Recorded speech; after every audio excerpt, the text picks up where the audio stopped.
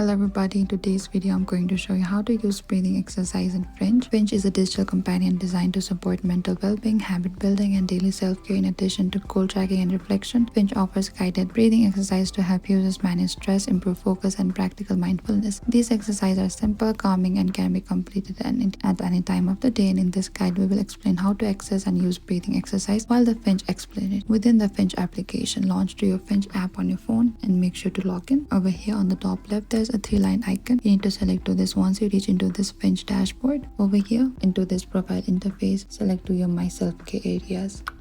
And over here start a new area on the bottom. Over here you can find a lot of areas where you want to focus in. What you can do is you need to select calm. Over here you can select how would you like to ease your stress. You need to add a breathing exercise. You can simply add your own if you want. Calm breathing, stress relief breathing. You can enter your goal, tap on your preferred breathing exercise to begin, and once the exercise starts, follow the on-screen visual and timing cues and select save. And after finishing, you can repeat breathing exercise anytime you feel stressed, overwhelmed. Thank you for watching this video. I hope I could help you. If you have any trouble or confusion, please comment down below and we will reach out to you very soon.